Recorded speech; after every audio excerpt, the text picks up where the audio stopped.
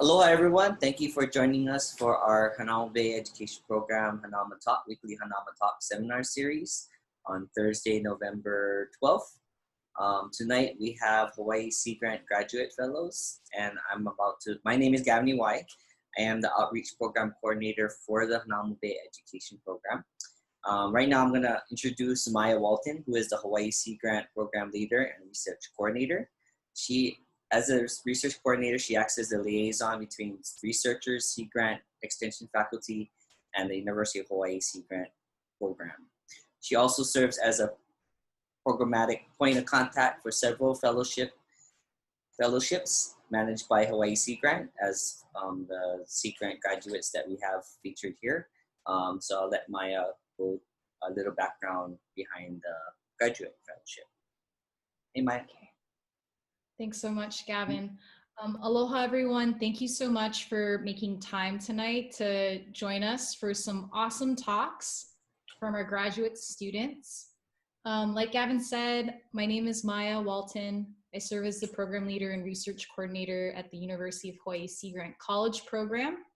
Tonight, we have 3 talks from our Hawaii Sea Grant graduate fellows, as well as our PICASC graduate scholars. And maybe you're saying, what is PICASC? PICASC stands for Pacific Islands Climate Adaptation Science Center. So we have some really great talks lined up tonight. The graduate students that you're gonna hear from, they're part of a cohort, they're part of a program where they receive training from Hawaii Sea Grant on science communication, how to build equitable partnerships with community partners. And tonight they're gonna share on research that they're engaged in on oceans and coasts. We have a number of different talks, one on sea level rise, one on cesspools and water quality, and then a third on coastal plants. So I'm really excited to introduce our speakers tonight who are going to share their research with us. So first, we're gonna hear from a team of 2. We'll hear from Jojo Briones and Ireland Castillo. And their talk is titled Rising Tides, Designing Waikiki for Sea Level Rise. Next, we'll hear from Sea Grant graduate fellow Nick Vanderzyl, and his talk is titled, this is a really clever title. His talk is titled The Scoop on Poop, Investigating Cesspool Pollution in Hawaii. And last but not least, our third talk is going to be from Sea Grant graduate fellow Anna McCormick. And her talk is titled The Cost of Climate Change, Coastal Plants at Risk in Hawaii. Tonight, the way we're gonna do the questions is if you have questions, please enter them into the chat as we go along. So the same place where you told us where you're watching the seminar from tonight, as you have a question, please feel free to type that into the chat. And we will be taking 1 question in between each talk, and then we'll have a longer Q&A session at the very end tonight. Okay, so without further ado, let's have Jojo and Ireland give their first talk, please. I'm gonna pull it up. Can everyone see what's on the screen? That looks super good. Cool. All right. All right. Good evening, everyone. My name is Jojo Briones. And my name is Ireland Castillo. We're happy to be here to be able to present our research, Rising Tides, Designing Waikiki for Sea Level Rise.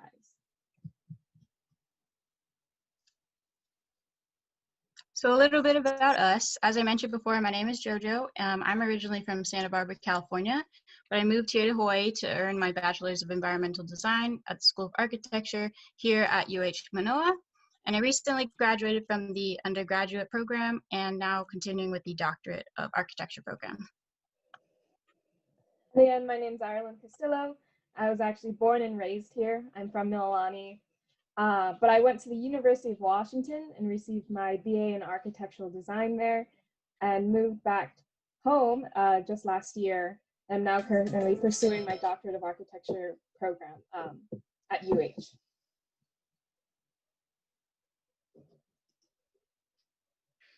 So to get you familiar with the School of Architecture, if you've ever visited UH, you're probably familiar with the neoclassical building here, Hawaii Hall. But we're actually in the not so pretty building across the lawn, but it's what's on the inside that counts.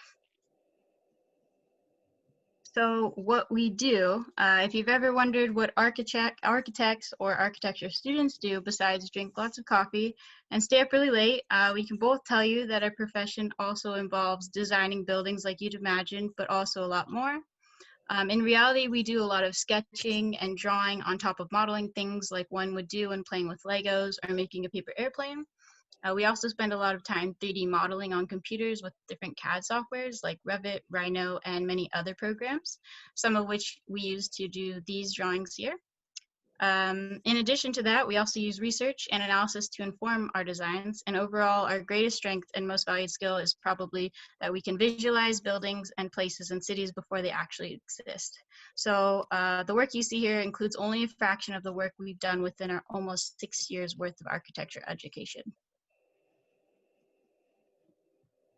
Now, knowing a little bit about who we are and what we do, we can tell you that our research is focused on Waikiki, Hawaii, as outlined in red.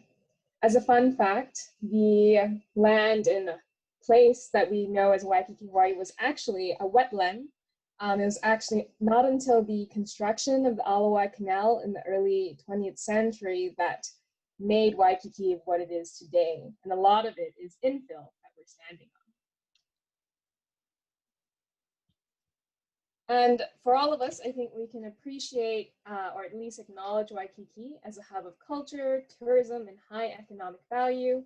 And we can see that in the skyline that is the amount of hotels and resorts that make up what we see as Waikiki, the malls and strips, as well as beaches that we know we are very familiar with.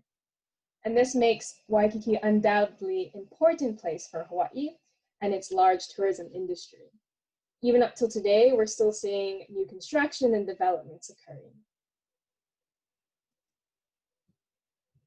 Yet the reality is the near future of sea level rise will affect all coastal communities and cities around the world, including Waikiki. As part of our research, we're using tools like PAC-iOS, Hawaii Sea Level Rise Viewer, and NOAA Sea Level Rise Viewer to map out these sea level rise effects on Waikiki. These are also online tools that have the most available data that you can go and check out after this event. So for most of our project, we're looking at 3 different time frames listed here. That is 2040, 2060, and end of the century, which is 2100. Within those time frames, we're using these resources to map out different sea level rise scenarios. For example, the map on the left-hand corner shows Waikiki at 3.2 feet of sea level rise, and in the bottom right, Waikiki at 6 feet of sea level rise. This is consistent with the city's 2008 directive to plan for 3.2 feet of sea level rise at mid-century, and to consider designing for 6 feet of sea level rise at the end of the century. So many of you have already noticed or maybe have experienced Waikiki suffering from these existing problems of flooding or high tide events and aging infrastructure today. These are problems that are worsening each year and will only increase with frequency and intensity with the effects of sea level rise. So the question that our research is bent on investigating is, how do we design with sea level rise? And what does that look like for a place like Waikiki, Hawaii? A good simple example to explain those options is an example coming from Sea Change Boston, done by Sasaki Architects. And here they're presenting 3 options. 1 is to fortify, to keep water out. The second is to adapt or to live with water, or ultimately 3, retreat and move to higher ground.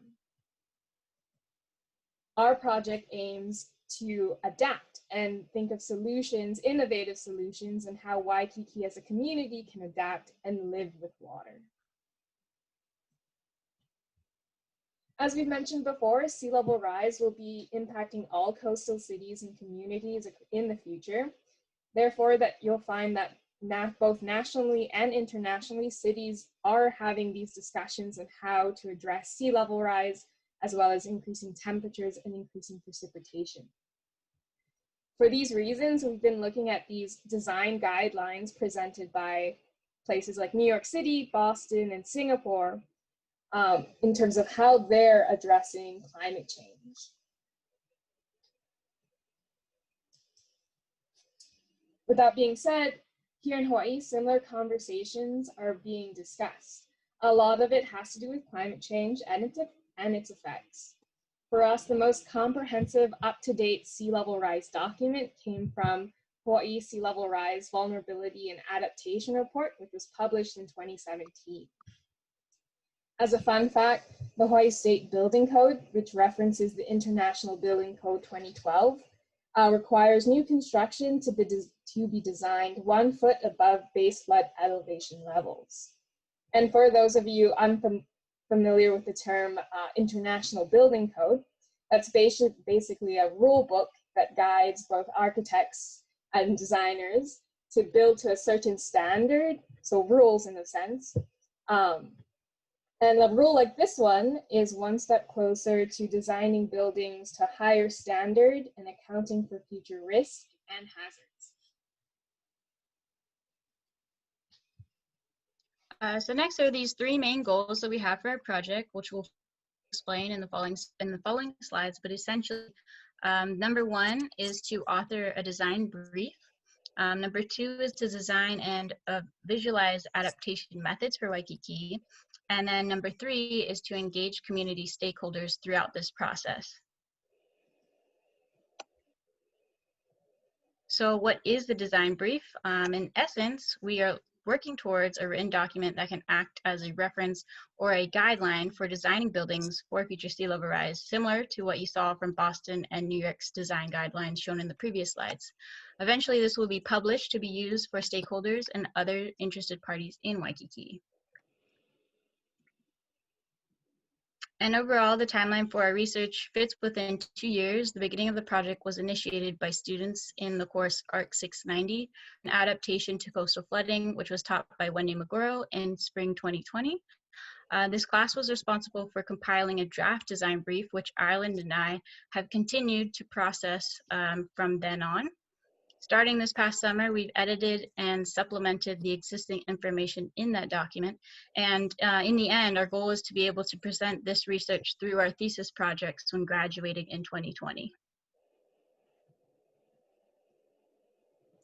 As an example of one of the current sub-projects that we want to include in the design brief is the idea of this study area. In this way, we're using kind of a transect of Waikiki as a way to analyze Waikiki and its buildings and places. Here in this exercise, we're beginning to identify the different zones as highlighted in the colors and the different roads that intersect those places. Fun fact, building construction and developments are ruled by zoning laws, which dictate what types of buildings can be built and where. For Waikiki, we can see 4 distinct zones. There is an apartment precinct zone, an apartment mixed use precinct, a resort mixed use precinct, and public precinct.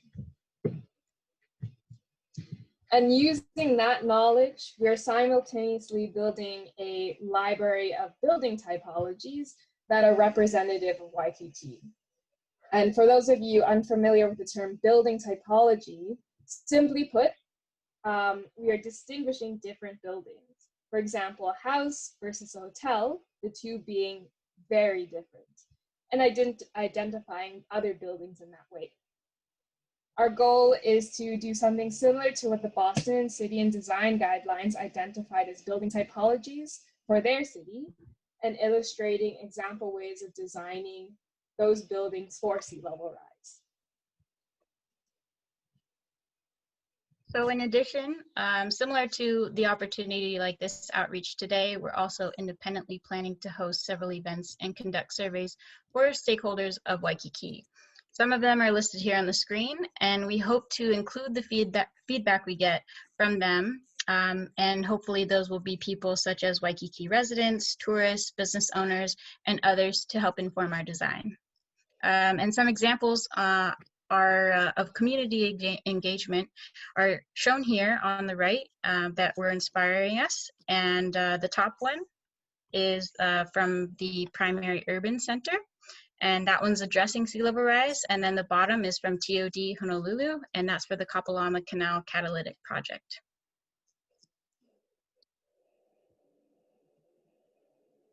So to reiterate, the project outcomes of our 2-year investigation aims at providing, one, a design brief in the form of a written document that can aid architects, developers, and/or stakeholders the best way at designing with sea level rise for Waikiki.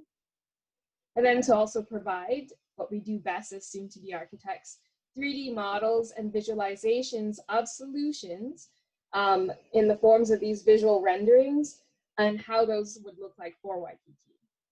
And lastly, to be in continuous conversation with the community and stakeholders to receive the feedback we need for our design. Our overall theme of our research aims at merging science and design, understanding the data that is sea level rise and blending that with innovative design solutions that we are continuously in the process of learning and understanding in order to advocate a future community that lives with water.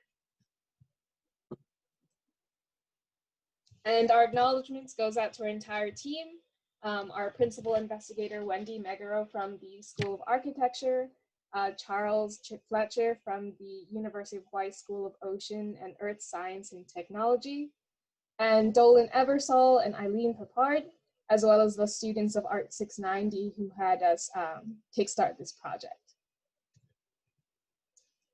And mahalo.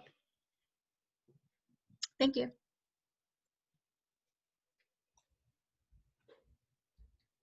Thank you, Jojo and Ireland. I'm sure if we were in the room together, there would be applause for you guys.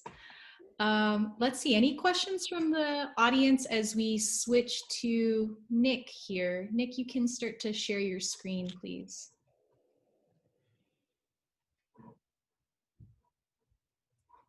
I'll ask a question as we transition. Jojo and Ireland, as you create these typologies for buildings in Waikiki, are you already finding buildings that you think might be able to withstand future sea level rise conditions? That's an interesting thing that you say that, because we're slowly finding the total opposite, where a lot of buildings aren't looking in the best shape to accommodate any type of new changes, flooding existing as well as sea level rise scenarios that will happen. But we're slowly, in short, the answer is no. Okay. So for the audience, please continue to enter questions into the chat. Thank you so much, Jojo and Ireland, for your talk. And we'll have Nick give his talk next.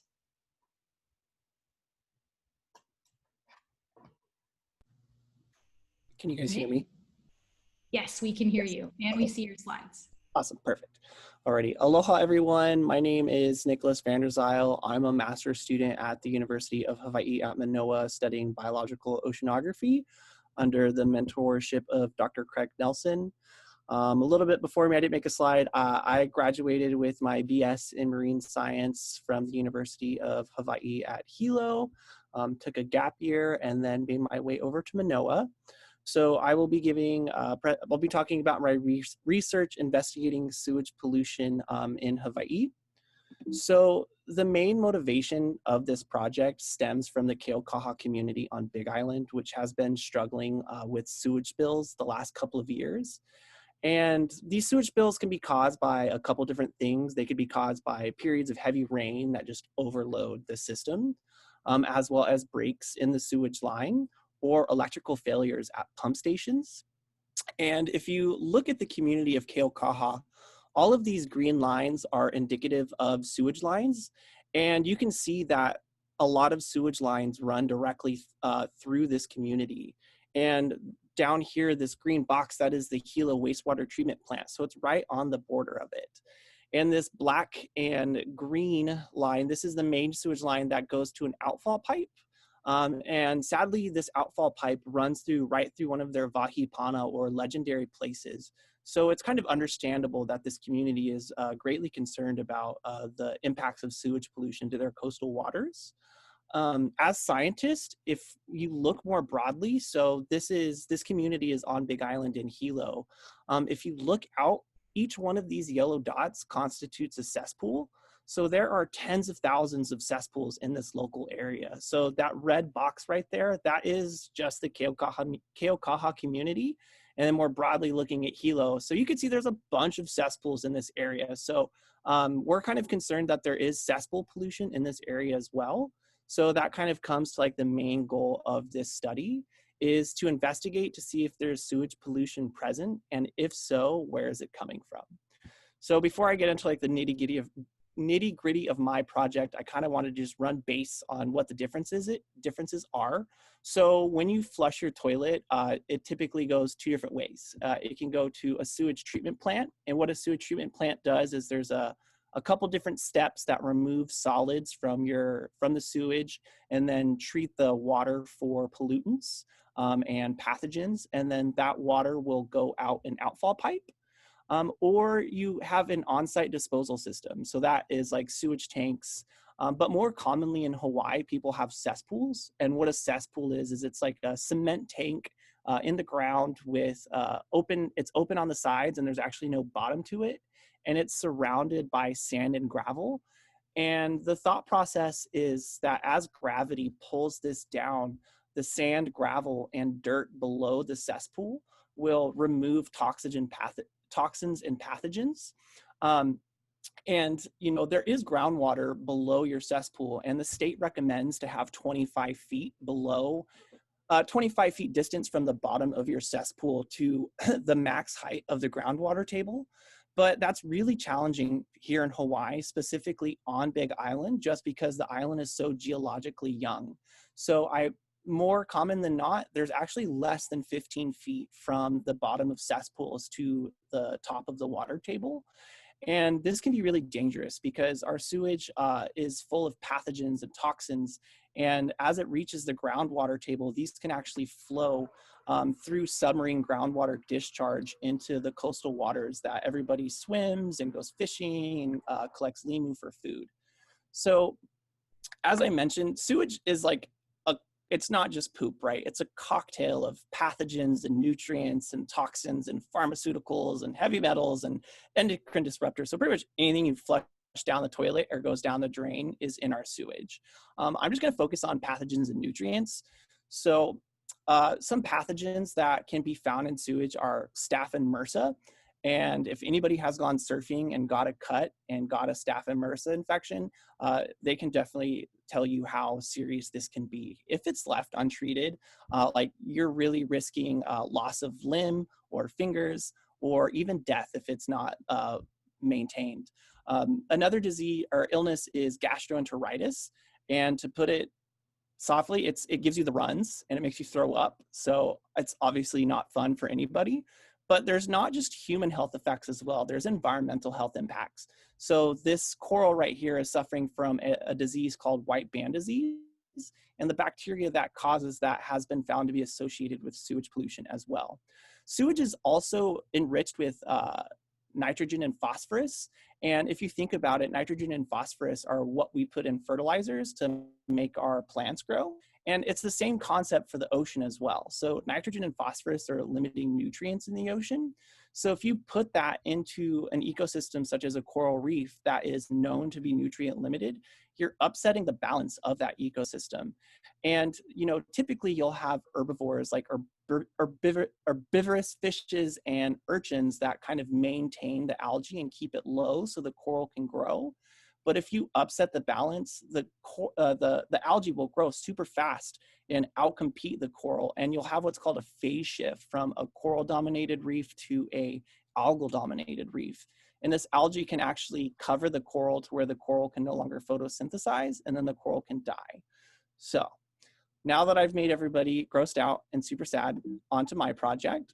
So my project actually isn't just me. It's a collaboration with researchers at the University of Hawaii at Hilo, as well as the University of Wisconsin at Milwaukee. So we each kind of have our foot in this project doing separate things. And we're going to be using a combination of traditional sewage indication methods as well as more modern methods. So by traditional, I'm not going to go into much detail about this because other Sea Grant fellows are actually doing this, so they're going to be giving a talk in a couple weeks, but I did just want to brush up on it. So traditional indicators of sewage pollution, such as dye tracer studies and looking at nitrogen in algae, they're cost effective and quick, and they require minimal training, which is really great. Like it seriously takes 24 hours and then you have your results. But the cons is it is subjective. And by subjective, I mean, if you look at this top agar plate at the top of the slide, this is testing for a bacteria called Clostridium perfringens, which is associated with sewage pollution. And what you'll do is you'll get that plate and expose it to a fume of a chemical, and it flashes bright. If it flashes bright pink, that is indicative of Clostridium perfringens. It's testing positive for that bacteria. But as you can see, like some of those are pink and some of them are purple, some of them are purpley pink. So it's kind of subjective and to the eye of the beholder on what they're going to call a positive test for that bacteria. And these methods aren't the most accurate. And by that, I mean, if you look at the far left-hand side, that beautiful blue tray that is fluorescing bright blue, that is testing for a bacteria called Enterococcus that is found in our guts. And that is also indicative of sewage pollution as well. But the issue is that bacteria grows in the sediment in Hawaii. So this test said, yes, there is Enterococcus in the sample that we looked at, but it's kind of hard to say if it came from sewage pollution or if it came from just Enterococcus in the dirt, maybe after a heavy rain. So I'm by no means knocking these methods. They are really great to kind of provide a glimpse into areas to identify hotspots and identify areas that like need to be looked under a microscope and really teased apart. And that's what I'm doing. So I'll be using a method called microbial source tracking, which utilizes microbial community genomics and computer learning. So by microbial community genomics, I mean, instead of looking at just one or two bacteria, I'll be looking at all of the bacteria in a sample. And from the computer learning aspect, we'll be collecting samples from the sewage treatment plant as well as cesspools, and then samples from the environment, and giving all of this data to a computer. And the computer should be able to kind of look at the bacteria and the samples and compare them among cesspools and sewage treatment plants and be like, hey, there is sewage pollution in your sample. By the way, this is where it's coming from. So this is like the pros of this process, is it really lets you get an in-detail study of all the bacteria that are there. And it also can potentially help you identify sources. But the issue is it's really expensive to do this. It costs tens of thousands of dollars. And it's also really time consuming as well. We started doing this in July and I still don't have any data yet. And it also requires advanced training as well. So my study is on Big Island, which actually has more than half of the cesspools for the state. It has over 49,000 cesspools. And we'll be looking at the community of Hilo. So just Hilo alone has over 10,000 cesspools. And it's been estimated that 7.8 million gallons of raw or untreated sewage leak into the bay every day. So in collaboration with the Keaukaha community, we have identified 20 sites along the coast, ranging from King's Landing to Honolulu, which is a popular surf spot at the base of Honolulu Stream. And we'll be collecting samples from these sites on a monthly basis. We'll also be collecting samples from the wastewater treatment plant, both the influent, or what goes into the wastewater treatment plant, as well as the effluent, or what leaves the wastewater treatment plant. We'll also be looking at collecting samples from the outfall pipe, as well as cesspools. I have a little asterisk right there because I haven't actually identified anybody in the community that wants me to come look at their cesspools. So if anybody from Keaukaha is watching, please shoot me an email so we can talk story about it. So after we collect our samples, we'll extract the DNA, we'll amplify a part of the genome that we want to look at. So instead of just having one copy of it, we'll have hundreds of thousands of copies of this genome.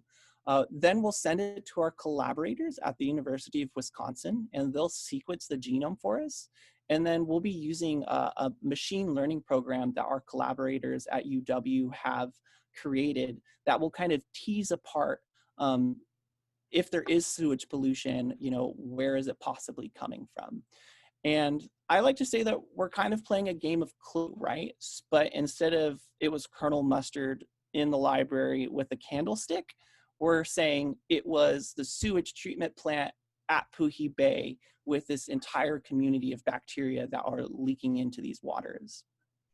And this isn't, so the most important part of this project for me is to inform the Keaukaha community that has been struggling with this issue, but more broadly to also inform the Hawaii County. So the state has mandated that by 2050, all cesspools be converted to more efficient on-site disposal systems. So we're kind of hoping that this study can say, hey, this is where the sewage pollution is coming from.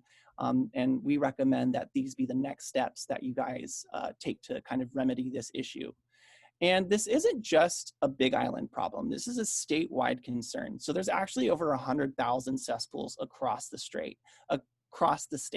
So we're not developing this method just for Big Island. We're developing it for the entire state. And this methodology was developed by our collaborators at the University of Wisconsin. And if you think about it, the bacteria that they have in Wisconsin are going to be way different than the bacteria that we have here in Hawaii, right? We eat much more different foods than them. So we're trying to develop this methodology not only for Hawaii, but for other tropical islands as well. We are not the only tropical island that struggles with this. So with that, I would like to first give respect to the elders of the Keaukaha community for allowing me to come work with them on this project. I'm very humbled by this opportunity. Also, my collaborators at UH Hilo and the University of Wisconsin. I've put some resources on this slide if anybody has any questions. Oh, where's it going? Any questions? I'm also available for questions. Thank you. Mahalo, Nick. Thank you so much for your talk. I can see the clapping emojis. Are there any questions from the audience for Nick?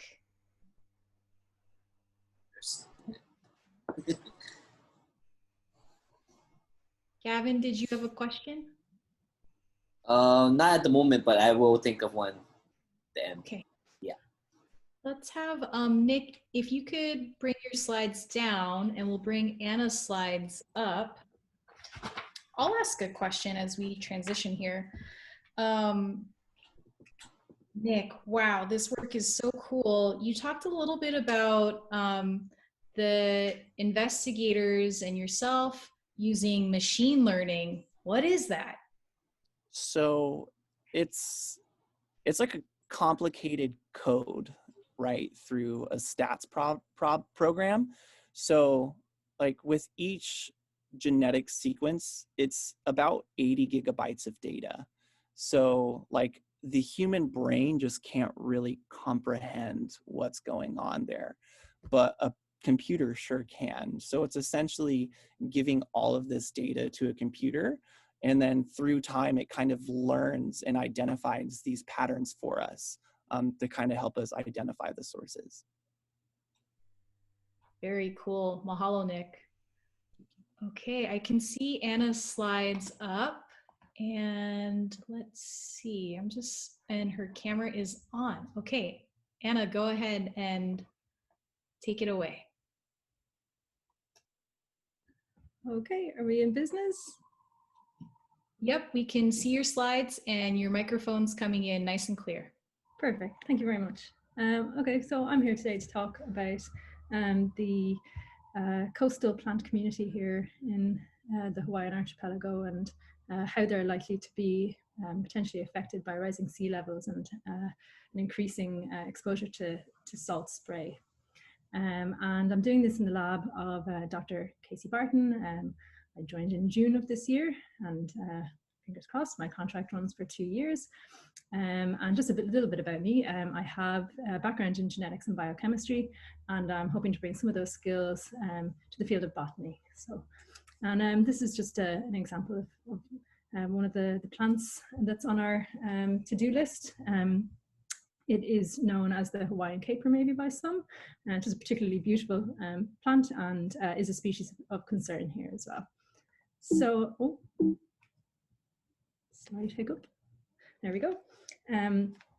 So why are we interested in coastal ecosystems here? Well, obviously here in Hawaii, it's significant cultural importance, not only for recreation, but also this is the barrier between us and the ocean. And these communities that live in these zones are very important for shore stabilization and also house a lot of biodiversity, and in particular floral resources for native bees, and also our nesting habitats for seabirds and sea turtles. And this is just kind of what it looks like out in the field for us, doing some measurements here. And I'll talk a little bit more about the zone that we're particularly interested in. So super tidal zone is the area that we're focusing our attention on. And it's this area up here above the high tide zone and commonly known as the splash spray zone. And the plants in this community are currently exhibiting habitat loss due to rising sea levels and also due to beach erosion, and are experiencing a high exposure to salt spray than they would have in the past. And we can define a plant as or vulnerability as the inability of a species to exhibit a response necessary for persistence under climate change. And I'm following on from some work that was done in Dr. Casey Barton's lab prior. This publication came out in 2020, and it detailed 2 species, which I have just some of the photo examples here of. And they found that both of these species were salt sensitive, and that this sensitivity shifted across during the plant's lifespan. And the prediction for the project would be that although these plants can tolerate high periods of salinity due to storm surges and the like, they cannot tolerate a persistent exposure, as their normal habitat would predominantly be a freshwater ecosystem. Starting with the aims here and the goals of the project. So we're trying to understand how we can project the effects that climate change might have on the plants that live in this community. And we intend to do this by testing their tolerance to salinity. We're doing this with both native plants and invasive plants within our niche. And the goals would be to identify ones that are vulnerable, sorry about the noise, that might require intensive management in order to conserve. Identify plants that are also tolerant, which also might be very useful in the context of restoration, and then identify the species that are also non-native that might pose a risk to the more native plants that are here. And we're doing this in collaboration with the National Tropical Botanical Garden out in Kauai and the Maui Nui Botanical Garden as well. So this is our experimental approach that we're taking. We received the seeds from both of our collaborators, and we put them into germination. Once they've hatched, we move them out of these flats here into 1-gallon containers, and we allow them to grow. We're doing this in 2 stages. So we're assessing them when they're very small in the seedling stage, and then also in the juvenile stage when they're a little bit bigger, a little bit heartier. And we have some quantitative data that we're collecting for these as well. So we're assessing them for chlorophyll content and stomatal conductance, which I won't go into too much detail. These are just measurements for us in order to understand how unhealthy the plants are over the course of the experiment. And then we insult them by putting them in a 20 ppt or parts concentration for us for 3 weeks. And then after that 3-week time point, we put them into a 2-week recovery, and we assess them before and after either side of this. So I'd like to show some results that we have for these 2 species here, Gossypium tomentensum and Vigna mariana. And I always like to include a picture of what the flowers look like, a particularly beautiful species. And this is what they look like when we grow them in the greenhouse.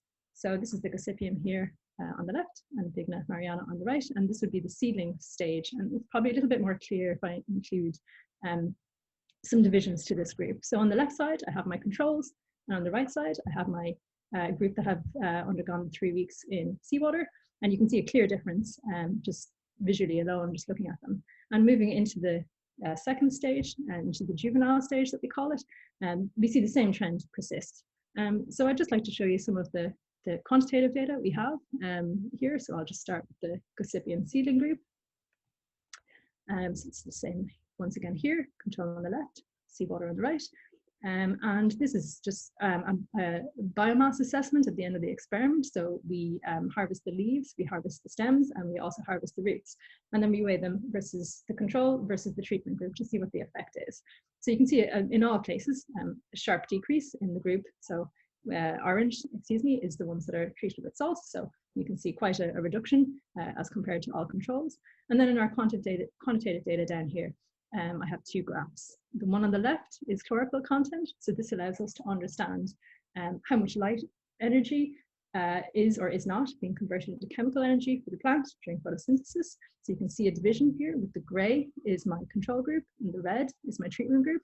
So a nice separation occurring there. So plants are very stressed, unable to photosynthesize and make the food that they need in order to survive. And likewise, moving into another factor here is this is stomatoconductance, and this allows us to understand the transpiration that's going on in the plant, or the excretion of water vapor and the uptake of CO2. And again, you can see there's a difference in between the control group in the gray and the treatment group in the red. And moving on into the juvenile stage, we see the same trend, and if anything, actually a greater separation in our quantitative data. We see the same thing with the Vigna marianus. Again, these plants would be more of an example of a more sensitive species. The reduction is really quite staggering. Obviously, these plants are very unhealthy looking here and not tolerating the salt exposure at all very well. And no surprise that when you look at the more quantitative data, it's kind of a bit of a shambles because these plants are very stressed. They're dying off, really unable to survive the insult that they've gone through. And likewise, this persists into the second stage, into the juvenile stage. So just a little bit of summary of what I've shown you. So we're quantifying tolerance as the maintenance of fitness under a stressed condition. And what we see is that both of the species that we've examined so far are sensitive at both stages, the smaller seedling stage and the older juvenile stage. And that the Gossypian tomentensum seems to have a little bit more tolerance to this treatment versus the Vigna mariana, which are very sensitive species. And we feel that the quantitative data backs these statements up nicely. So just some future directions. We're still in the early stages of this project. Obviously, I've only shown you two species here. At the moment, I have a number. This is what the greenhouse currently looks like. So I have a lot coming up into the background. So we're hoping to extend this to another 18 species. And COVID, depending, we would like to do some field work. Originally, we had planned to do this in Kauai, where we'd actually be going into the field where these plants are growing in their native habitats, and putting them under some flooding treatments in a controlled setting to try to understand how they respond in the field. Do we see the same thing in the field that we see in the greenhouse? And in the meantime, I've been also working on a meta-analysis, which is basically just me reading about 200 papers or so and trying to understand what's out there in the current literature about the trends that we see in salinity tolerance in coastal dune species around the world, in particular in the supertidal zone. And can we establish trends with what we see here in tolerance and resistance and what we might see elsewhere in other coastal communities around the world. So all that remains for me is to thank obviously the University of Hawaii and Sea Grant for the opportunity, my mentor Casey Barton and all of my lab members, and our collaborators at National Tropical Botanical Garden in Kauai and Maui Nui. And happy to take any questions.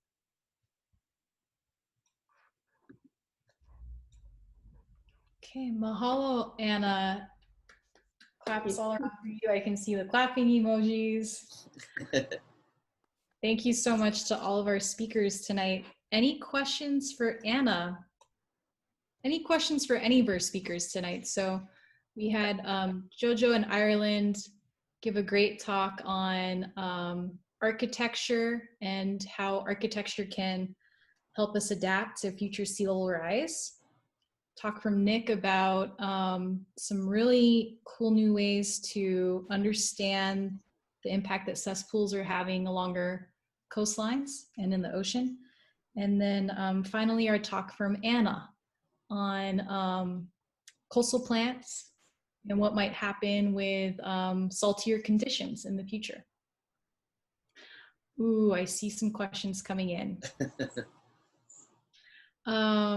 I'd love to give Anna a question, and then we'll go to Laura's question right after that. I got one. Go More for like it. of a clarification. So Anna, did you say that the two plants that you tested were basically like more for freshwater environment? Is that correct?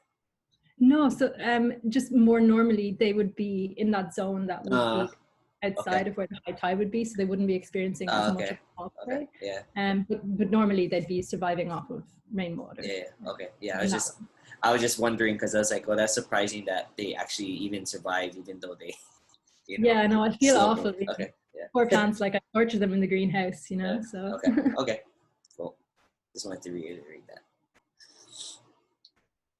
Lots of good questions coming in through the chat. You continue to put questions in there, or if you prefer to raise your hand in your little Zoom box, we'll try to find you and let you ask your question. So there's a really good question here from Laura. Laura, would you like me to read it, or do you want to ask your question? Okay, I will read your question. So Laura asks, this is a question for Nick. The 7.8 million gallons per day that leaks into the ocean, is all of that from cesspools? From my understanding, yes. And it's pretty grody. This isn't just an issue in Hilo. There's millions of gallons of raw influent leaking into the ocean from across the state. Okay, and then Nick, if you're willing, there's some other, Laura writes, thanks, Laura. There's some other questions here from Paulo, who will be giving a talk in an upcoming week, so please join us for a talk from Paulo in subsequent weeks of this series. But he asks, I should ask him, would you like to ask your question?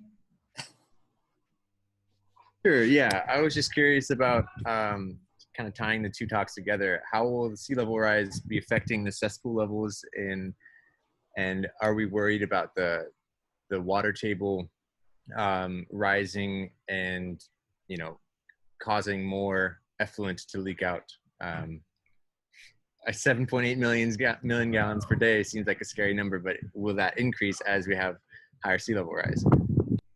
So I can't like confidently say if it will increase the amount of effluent discharge, but I do know that like sea level rise is a huge concern for cesspools in general. So like if you looked at that map, a lot of those areas were like on the coast. So obviously if sea level rise, it's like you said, it's going to bring the groundwater table up as well. And just yeah, I mean, valid question. It is definitely a concern with cesspools. And do you mind if I ask my follow-up to Jojo in Ireland? Please do. All right. I'm also kind of curious about now being an avid swimmer and surfer, I'm wondering about Honolulu's waters, and especially in Waikiki. Are there any cesspools around this area? And if so, are the international building codes going to be modified, or do they take cesspools into account? I can also speak to that if you guys can't, but go ahead first. So we haven't looked into cesspools within the area, but I can tell you that to my knowledge, I think nothing in the International Building Code specifically addresses cesspools, but Hawaii by itself has amendments to the code, and they kind of have ordinances to supplement that. And they do have codes regarding like in regards to equipment, like anything that's below a certain level that's important to a building has to be located higher than what may be required by code, but Hawaii's saying it has to be located at like level 2. So I don't see the International Building Code as a body changing those things, but Hawaii may amend things that address those issues later on, hopefully too. Yeah, in addition to that, there are specific building codes within the building and just built structures and built environment in general that does deal with these things. So it doesn't go without thought, definitely.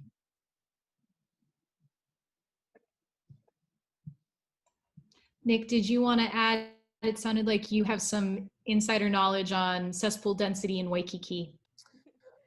So cesspool pollution is definitely an issue in that like area. Also, like there's been studies in Waimanalo as well.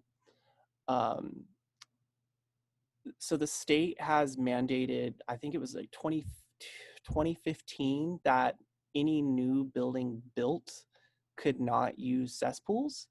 And then it's state law by 2050 that all cesspools have to be converted to a different type of sewage like disposal system.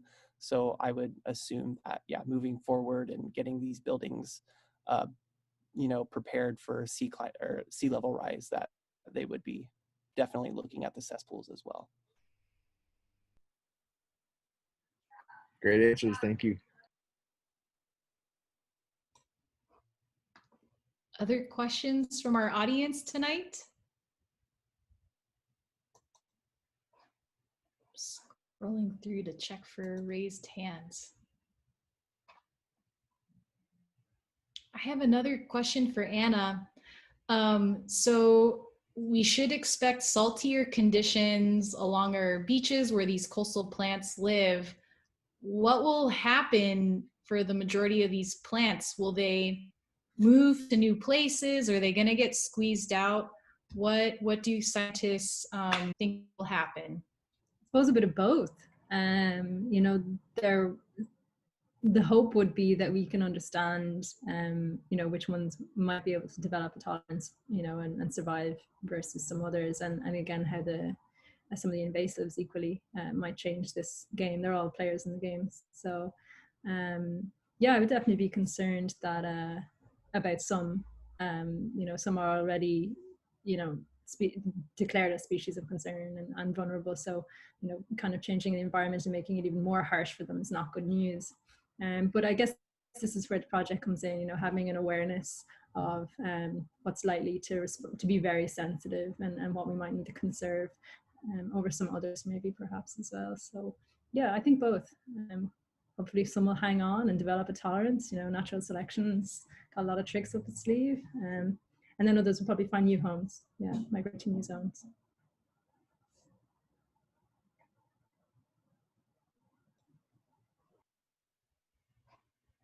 Thank you. Other questions from our audience tonight?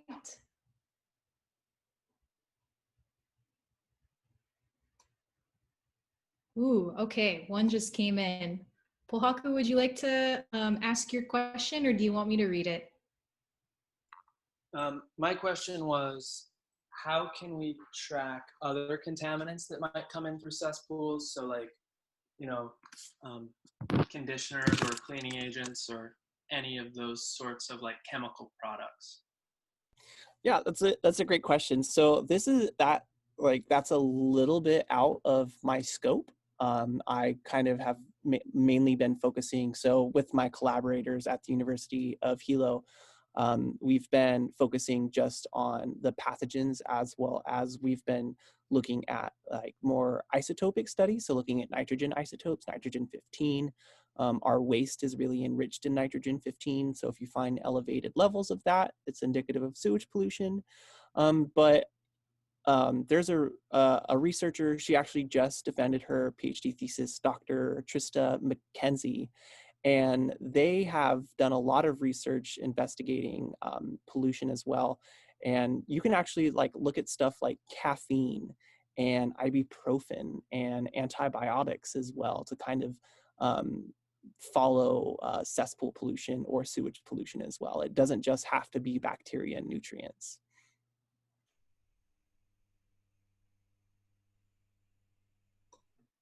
Fun fact, Dr. Tristan McKenzie is a former Sea Grant graduate fellow. So you can watch her talks on the Hanauma Bay YouTube channel, and she has some nice papers that are coming out of her dissertation that she just defended.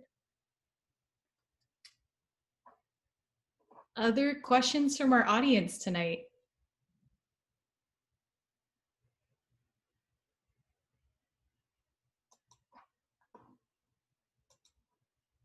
Okay, well, our last announcement for this evening is please join us next week. We're gonna have 3 new talks from 3 new Sea Grant graduate fellows and PICAST graduate scholars. So please come back next week at 6:30. And thank you again to all of our speakers tonight. Great job, excellent talks. And thank you to our audience for joining us online. Hope to see you guys next week on the 19th, Thursday.